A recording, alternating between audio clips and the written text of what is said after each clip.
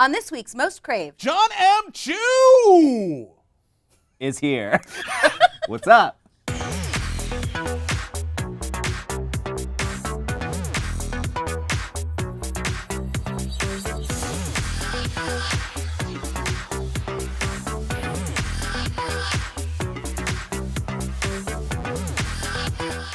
Hey guys, welcome to Most Craved. I'm Jenna Busch with Legion of Leia. I'm Silas Lesnick with ComingSoon.net. And I'm William Bibbiani with CraveOnline, and we've got one of my very favorite directors here, Mr. Jon CHU. What does the M stand for, Jon? Magic. Jon Magic CHU, the director of Now You See Me Too, and one of my very favorite movies, Step Up 3. Thank you. I appreciate that. You were quoting Moose backstage before we came out here. Yeah, one move can change the world. Bibbs was truly born from a boombox. He's born from a boombox. Are you born from a boombox? I was not born from a boombox because I got kind of a lame knee. But beyond that, yeah. I guess singing comes out of a boombox. I can sing. Oh, can you? That's I good. can. Yeah. You need someone for Step Up 6? Yes, definitely. Okay. Good. For sure. I'm going to hold you to that. Oh, I really want to see this. Step of our dance movies, but we can make it into a musical. Sometimes there's singing in the songs. That's true. There was live singing in the Missy first Elliott Step does Up. a little bit. Yeah, there you go. Yeah, okay. Yeah. T-Pain. Yeah. Flo Rida. You have to say, you can't just say T-Pain, you have to say T-Pain. T-Pain. Yeah. I'm not even going to try to do that. When look at your filmography, the thing that seems to sort of unify things is performances, whether it's dance or music or, in this case, magic. And is that something that you actively gravitate towards? Unconsciously, if it's so. I mean, even dance in the beginning, I was just friends with dancers, and they were the only people who would help me out on my films because they were my friends.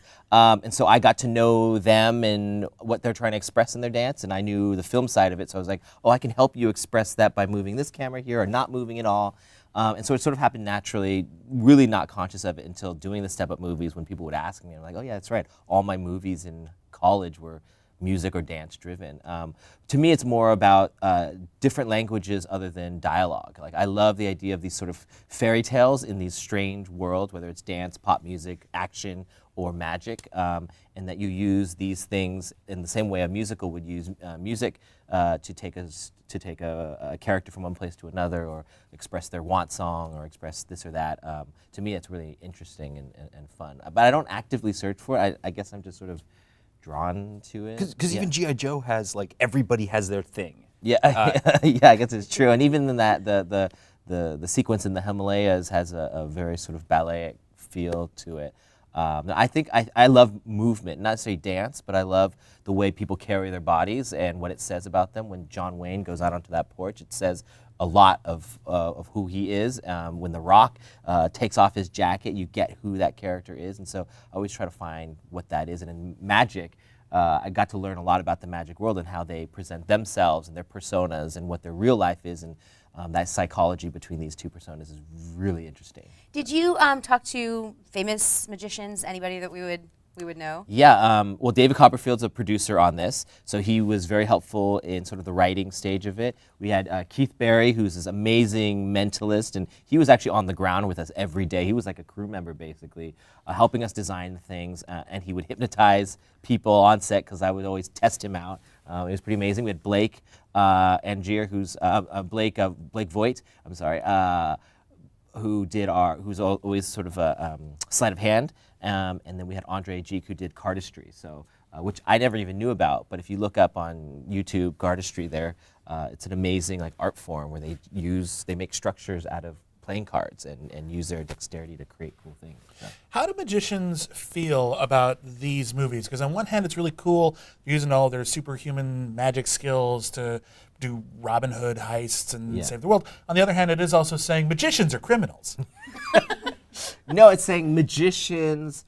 These magicians are helping people. So I think it's saying magicians are storytellers and they're professional liars. Sure, but in entertaining, I mean, aren't we all? So, but I think it's the tricky part with magicians is you don't want to give the secrets away, and they're very protective of those secrets, and they have codes with each other that even if they give away a secret, it's usually not the real way of doing it. So they can maintain that that secret. So that was the tricky part. And also, magic is meant to be live. Like, you want to know that I saw it with my own eyes. There's no strings attached. I saw his hands the whole time. In a movie, we can cheat so many times that it's hard, and people want answers in movies. They want to know the definitive answer. And so we are stuck in between this space, so we have to give some answers and not give others. And if they don't know the answer, they say, that's impossible, that's movie magic, and that's ridiculous. And then if you give them the answer, like, oh, that's stupid, that's too easy. So it's hard, we had to find that balance between it all. The fundamental difference I feel in the way that like Now You See Me 2, which is also just a series of heists if you boil it down to its structural elements. The first Now You See Me, the audience is kept at arm's length. We see the four horsemen do incredible things, and only afterwards is Morgan Freeman saying, here's how they did it. Yes. In Now You See Me 2, we're with the horsemen the entire time, and it's more about how they're going to do it, how they're going to pull it off. Yeah. You get to talk about the magician's planning phases. Yeah, yeah. How is that like, for example, actually making the movie? Were you just like writing down, we have no idea how we're going to do this floating rain bit. We better figure, like, can you tell me about that? Yeah, well, it's what drew me to the project. You know, I was not wanting to do another sequel. I'd done a lot of sequels in my career, and I was like, let me just do something original. And but they came to me with it, and I love the idea that magic is different depending on where you sit in the audience. And this one, we were able to actually be with our characters, go behind the curtain with them, and be in a magic trick that they're trapped in, and they have to use their magic skills, their superpower of the brain to figure out how, through psychology and science and technology and storytelling to get out of this thing. So it was it was fun to try to figure that out, and I loved being with them because they're such great actors, and we got to use them more and be with them more. And in a way, me coming into the magic world, I could use my experiences of learning, like, wait, what's three-card Monty, and how do they cheat people, and how do you do that, and can we blow that up on a bigger scale? And we could actually help the audience, guide the audience through all of that, through my own experience. Did the actors have to train with any magicians in terms of movement? And yeah, we made a promise to ourselves we wanted to do as much real magic as possible in the movie and not cut away from it. So we put them in magic camp, which is just basically them in an office, and with our magicians. And so and they had done some magic camp in the first movie, so some of it was just brushing up and getting them to the next level. Others came in knowing stuff, like Daniel, is an amazing magician. Not just a wizard, but like a magician. And we were like, oh, we're actually going to be a bad magician in this. So Was he disappointed? Was he like, oh, and he like walked out of the room? Yes, and during takes he would just do it just to show the crew that he could do it. And then he would do the one that messes up. So that'll be a fun special feature. Yes, exactly. One of the key elements of magic tricks is misdirection. And I felt like in the film, without getting too specific as far as spoilers, I felt like there was a lot of clever misdirection in the directing. Yeah, I mean, I was paranoid the whole time. Like, is this stupid revealed? Are people going to be way ahead of us here? Luckily, we have Ed Solomon, who's an amazing genius writer. He created Bill and Ted's. He wrote Men in Black, and so he has this very specific architecture to the magic trick in the whole movie. And so once we set that, it's hard to like move everything around. So yes, it was daunting, and then once we get the movie together and edit it, then there's like another process of showing it to friends and family and seeing where people are ahead of the movie and not ahead. And you ultimately can't satisfy everybody's head where they're at, but I think once we found the right balance and get to the right place. Where was the movie at when you got attached to it? Was there already a script? Were you still developing it? Or was it simply just about putting the final pieces together? There was an outline and 35 pages. Okay. So I knew the architecture of where we were headed, but it was also, the locations weren't set and all this, so it was sort of like a loose outline. And so I had to then fly around to get the job. I had to take this 35 pages and this outline. The actors had no idea what was happening. I had to go fly to them in each part of the world that they were shooting. They all had big movies they were shooting, and then pitch them what we were doing, even though I had just come into this process. So luckily, I'm really good at bullshitting, and they were very kind, and they saw the vision for going behind the scenes with them and changing that perspective on it. So did you just like go to the set of like Batman v Superman, sit Yeah. down with Jesse Eisenberg in costume? Yeah, and then we're in Berlin with Woody for Hunger Games, and in London with Mark for Avengers at the time. Okay. So it was How many during that time. NDAs did you sign? We're like on the outside. We don't get it let in. He just comes to the cafe next to the set. So, yes. I always love the idea that part of anything about magic is this balance between truth and fiction. And Yeah. when you have Ocean's 11 is my favorite example, where it actually made more at the box office than they steal in the movie, which is sort of like the idea of the perfect heist is actually better than the heist. Yes. And it sounds interesting rounding up this team of, in the movie they're pulling a heist, but in reality, sort of doing the same thing. It's just the heist is entertaining people. Yeah, I think, and when you have this group of actors who are in a way magicians in their own right, they have a persona, they have this thing. It's fun to play with that idea, and we actually had a lot of discussions of why magic exists. Why do we have a piece of paper and have a dead president on it and all believe that it's worth something, that we add value to it? Like, magic is everywhere. It's in our politics, it's in our money, it's in our commercials, it's in everything, it's in filmmaking, it's everything. And that's such an interesting way when you say, let's take it off the stage and let's bring it to the real world. And these techniques are used on us every day of our lives. And it's kind of scary, actually. But the more you know, and the more you can defend yourself from these things too. So, Tell me about, so you have to follow up the original Now You See Me. Yes. And there's certain elements of Now You See Me that transfer over, and a few that don't.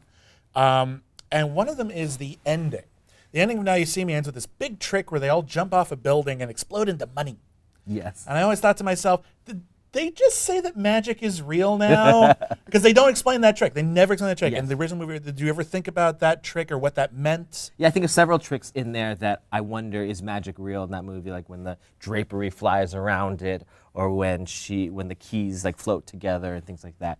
We had a lot of discussions. My angle for this movie was, if we're going to be with the Horsemen, like, I want to know that they have planned all this. I want to know how smart and cool they are. I don't want to really believe that there's hocus pocus magic in this movie. So we definitely took, and again, they don't really define it. So we, and in the same way, we don't want to give all the answers, because if you give, like, him freezing the rain, like we did give an answer of how it could be possible. But if we didn't, that's the way an audience there would have witnessed it as magicians, although he does actually explain it. But so it's that, again, that balance of like, how much information do we give? When you look at it, you say, oh, that's impossible, it's a movie. But I know specifically for them running off the thing, there is a explanation of the mirrors and holograms that they use that to do that. Now you have to have resources and ridiculous time and people to pull that off. But in a weird way, that's the biggest secret of magicians, is that they will go to those lengths. Like, you're like, there's no way they scoped me for 3 days and then did this trick in a cafe. Magicians are totally willing to do that. And everything you think that they would not spend all that time to do a long play and put in that effort and put in that research, they're storytellers. They will do it, and I love that about them. And I wanted to know that about these Horsemen, that for the trick, they're willing to do whatever it takes. So. Now I want to know how many people are being stalked by magicians. Yeah, just in case. So you're signed on already to do a Now You See Me 3. Is that Yes. official? I mean, Okay. it's official, and to the point of I'm attached to it. We'll see if the audience goes and sees this movie, and if they want to see another one, we're there and ready. But you never know these things until the audience sort of gives us the Well, you mentioned that you were interested in Now You See Me 2. You didn't want to do a sequel, but you wanted this one because it was a different angle. Yeah. Do you have a different angle in mind for Now You See Me 3 already? Yeah, it was something that I struggled with back and forth of, is what can we do, what more can we do in the world? Well, even in writing number 2, there was so much world to tell, and it's almost too tempting, because you want to get to that next level, because it gets really, really interesting once you buy into this world, and you have a cast that's so fun, and you're like, I just want to, I want to use them more and be with them more and see how their relationship evolves. First one, they're forced together, and the second one, they have to choose to be together. How do you get a group of the world's best liars to trust each other and become a family? I think that's a really interesting thing, and ultimately, they're all sort of selfish people anyway, and I love that dynamic of it. So what happens to those people in the next phase when maybe there's stuff on a bigger scale that they have to defend against, or even, well, I'm not going to go into it, but there's if the first movie was about what magic is, the second movie about how magic works, and the third movie, you know, there's lots of questions to explain, like maybe why we want to believe in magic, why we love magic, why, or how magic was been used through history, and what does that mean to us as a society? Where's magic in all the things? I think those questions, whether it's a third movie or fourth or fifth, or wherever it may land, those questions I think are very interesting in the story. I was also very fond of, especially a number of things with Lizzie Kaplan, seem like taking sort of sexist tropes from movies and flipping them on their heads in clever ways. Yeah. Was that very important? Yeah, it was super important, and we honestly kind of realized it when we were just sitting there with the cast. We're like, whoa, this is like a sausage fest. And Lizzie, you know, she comes in like a lightning bolt and just shakes the whole thing up. She's dirtier than all of them. She is less fear than all of them. So she's like rattling off all these improvs and things like when Mark is like, oh, you know, do you know how to ride this thing? And she says like, did you ask the guys that question? That's improv from her, and she like would constantly throw in these things, and it was great. It was, I think it spoke volumes of our perspective of the movie, and we're trying to find ways, and we talked a lot with her about how we can flip those ideas, and same with even the representation of Asians in that. We wanted to flip it of like what you think when you walk into this magic store and what they really are, and even just like a cool magic dude, well, you know, magic can, we tried to make magic as cool as possible, and Jay Chow is like amazingly cool. Like, he doesn't even really speak English, and he walks into that place, and all the actors are in awe of him. Like, who is this dude? He got married at Leeds Castle while he was there. He directed 5 music videos, and he like doesn't give a about everybody else there. He's just like chill, and he dresses well, and he has his entourage, and you're like, this guy knows what he's doing. So we wanted to flip a lot of those weird things, and even in even the magic, the idea of magic, like Lizzie was great because it was like putting a fan in the middle of our movie, so she could call out ridiculous plot points or things that didn't make sense that she had to clarify. So she was a great sort of tool for that, actually. There's a tendency when you insert a female character into like a new sequel. Yeah. That the idea is, okay, she's going to be a love interest for someone, and oftentimes, especially in our blockbuster films, we're supposed to like sort of look at them and see how pretty they are in the various films. Yeah. She's actually the sexual aggressor. Yeah. And Now You See Me Too. And I actually thought that was great. She was the one ogling Dave Franco. Yes. I don't blame her in the slightest. But like, I thought that was an interesting twist. Was that always the idea, or that was definitely always the idea? But I was always hesitant of how far we go with that relationship, because I'm like, even just doing the relationship, is it playing into it? So I was kind of hesitant, but they really gave them something really to hold on to in their characters, and so we kept rolling with it, and it was interesting. Like you liked their dynamic, and so we went with it, not sure like how much we would play or not play. And even at the end, originally he then kissed her, and then we went back and forth. Like, maybe she should kiss him. Do we keep going, or do we flip it that now he like? And so we had a lot of debates back and forth. But I think now, actually don't know. No, now she kisses him. Yeah. But it's kind of like we cut in the middle of it, so you're not quite sure. You can make it however you want it to be. But it is all those all those questions come into play, and it gets complicated after a certain point. So yes. Actually, I do want to ask you, Yes. do you want to do, because you've done so many things with performance, like Silas said, Yeah. do you want to do like a huge Hollywood musical?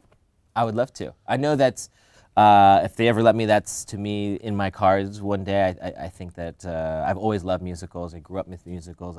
Michael Jackson, I worship. So to me, there's definitely a musical in my future one day. Don't know what that is yet. I'm sort of like still exploring who I am as a filmmaker in other ways, and so we'll just see where the journey leads me, I guess. Hamilton, do Hamilton. There you go. Why not? Sure. Done. Problem solved. Yeah, perfect. I Well like it. done indeed. Okay, so John M. Chu's doing Hamilton. We both can hear. You heard it here. That's the news. Liz is gonna kill me. Put it on Twitter. No, I'm not doing Hamilton. Now You See Me Too is playing now in theaters everywhere, and you should see it because it's really, really fun. I had a really, really great time with the movie. Great, So thank you. very much for I that. appreciate it. We had a great time. I think you can feel the love and excitement in it. It's the reason why I go to movies, that your whole family can go, and it's just fun and it's original. So. All right. Well, you're on Twitter at John M. Chu. At John M. Chu, JONMCHU. M Makes stands for sense. magic. So. M stands for magic. We're on Twitter here.